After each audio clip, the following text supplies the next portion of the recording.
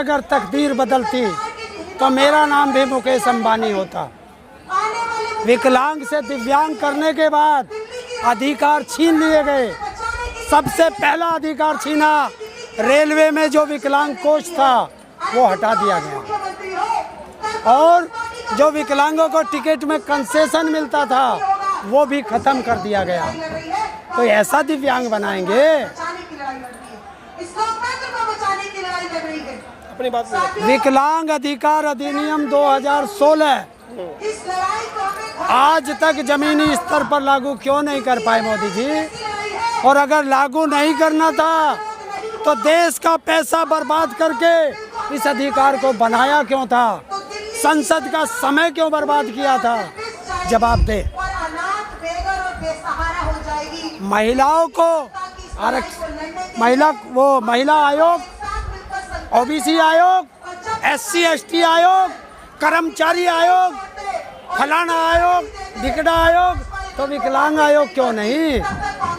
और जब कहते हैं वन देश वन नेशन, तो एक देश एक पेंशन क्यों नहीं? विकलांगों को रोजगार में आरक्षण है, वो आज तक कंप्लीट क्यों नहीं? विकलांगों को राजनीति में आरक्षण क्यों नहीं? राजनीति तो आपका जन्म से अधिकार है, लोकतांत्रिक देश है, आप राजनीति कीजिए, कौन रोक रहा है आपको? तो जब सीट रिजर्व करो ना। रिजर्व किस लिए? आप चुनाव लड़िए, चुनाव लड़ना आपका अधिकार है। पार्टी सीट टिकट दे रही है नहीं दे रही है उस बात से क्या मतलब है? आपको कहीं रोका गया चुनाव लड़ने से? रिजर्वेशन किस तरह का? राजनीति में रिजर्वेशन क्या चाह रहे हैं कि आप चाह रहे हैं कि कुछ मंत्री केवल वही बने, विकलांग बने? हाँ, अच्छा, 4% SC ST की सीट रिजर्व है, महिलाओं की सीट रिजर्व है, तो हमारी क्यों नहीं? सीट रिजर्व करो। इसी हिंदुस्तान के हैं और उसी संविधान के अनुसार मांग रहे हैं, जिस संविधान के अनुसार इनकी है। देखिए, मैं किसी की बुराई नहीं कर रहा, लेकिन हमें तो संविधान निर्माता भी भूल गया था, वरना हमें तो तुसी दिन करना था। शायद वो पहचानने में हमसे भूल कर गए अम्बेडकर जी, वरना हमारी भी तो ऐसी होती जिस तरह SC ST की हुई है।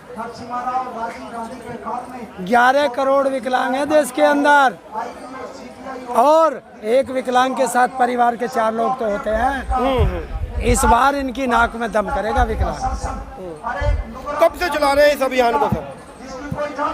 ये मेरे को 3 साल हो गए। 3 साल में क्या बदलाव दिख रहे हैं? 11 करोड़ लोगों ने 3 साल में अभी तक क्या बदलाव देखने को मिले? देखिए, इतना बदलाव आया कि आज विकलांग बोलना सीख गया, घर से बाहर निकलना सीख गया, और जो हमारे नाम पर दलाली खाते हैं उनका कॉलर पकड़ना सीख गया। ये बदलाव ला चुका हूँ।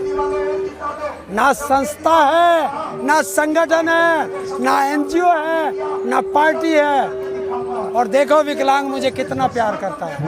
पता है कि किसी सेवा करने के लिए किसी NGO पेंजियो की आवश्यकता नहीं होती। हमारे नाम पर बड़े बड़े NGO खोल के बैठ गए और सब दलाली खा रहे हैं। अगर सरकार में हिम्मत है तो उनका 5 साल का ऑडिट विकलांगों की देखरेख में करा दे, सारे जेल चले जाएंगे। सब कमीशन खाते हैं। क्या कहेंगे आखिरी में मोदी जी को? मोदी जी को एक ही चीज है कि सही चल लो, देश की सबसे कमजोर कड़ी का अभिशाप मत लो।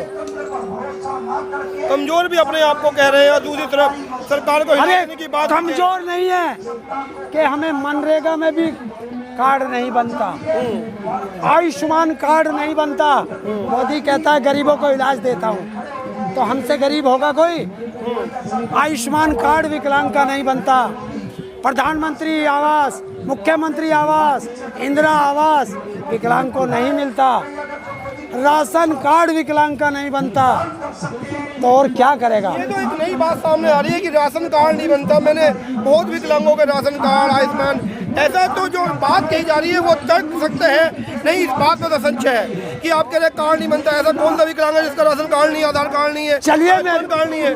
पत्रकार महोदय, जी। अगर विकलांग अकेला है तो उसे राशन कार्ड नहीं मिलेगा।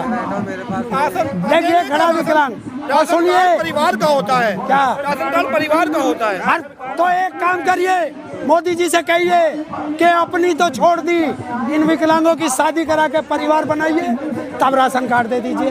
राशन कार्ड तो बढ़ता है लेकिन उसमें सारी शादी की जिम्मेदारी मोदी जी पर डाले हैं सर। हमने आपके कथनानुसार कह रहा हूँ। और अगर विकलांग अकेला है, क्या उसको घर नहीं चाहिए? चाहिए या नहीं चाहिए? अकेले विकलांग को कोई नहीं मिलेगा। क्या अकेला विकलांग बीमार नहीं होगा? को मना कर दिया मेरे को, बताओ, अकेले के लिए। सच्चाई है ये। और मैं अपनी बता सकता हूँ, मैं कभी झूठ पे बात नहीं करता, जो तथ्य होगा उस पे बात करता हूँ। किसान आंदोलन को 100 दिन से ज़्यादा चलते हो गए। मोदी जी कह रहे थे एक वोट की दूरी है, किस तरह से देखते हैं इसका? वही ढूंढता आया हूँ यहाँ लो कि हो सकता है यूपी में ना लगता हो, एसटीडी लगती हो। अब तो दिल्ली के दिल में आ गया हूँ। अब यहाँ बैठा हूँ, 500 मीटर पे संसद है, 2 किलोमीटर पे उसका घर है, 500 मीटर पे दफ्तर है उसका अपना, तो कॉल करने की जरूरत नहीं आ जाए अब तो। अमित शाह बंगाल गए थे, वहाँ जाके गए थे 50 साल हम रहेंगे, इस तरह से देखते हैं। देखिए कौन से पंडित ने उसकी जन्म बताया कि 50 साल जिएगा? कौन से नेता का बताया? कोई सा नेता 50 साल जब जीवे ही ना, तो सिर्फ झूठ बोलना, जनता को बरगलाना और देश को हिंदू मुस्लिम जातियों पे लड़ाना, धर्म पे लड़ाना, ये इस सरकार का काम है।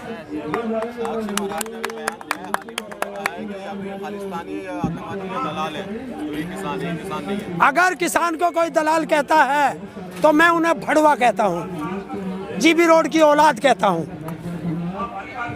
ये उनके लिए है जो किसान को दलाल कहता है। किसान को दलाल कहा जा रहा है, इसमें प्रधानमंत्री जी क्यों नहीं कुछ बोल रहे हैं? एक तरफ प्रधानमंत्री जी बोलते हैं कि मैं किसानों के साथ में हूँ, वही दूसरी तरफ उनके सांसद दलाल और खालिस्तानी। ये सरकारों की चाल है कि अपने कुत्तों से भौंकवाना और स्वयं दवाई लेके खड़े रहना, ये सरकारों की चाल होती है। आज आप आंदोलन कर रहे हैं और दूसरी तरफ किसानों का आंदोलन चल रहा है, लेकिन किसान आंदोलन की बात नहीं सुनी जा रही है, तो आपकी बात कौन सुनेगा? अगर सरकार बात ना सुने तो अपनी बात कहना बंद कर दे।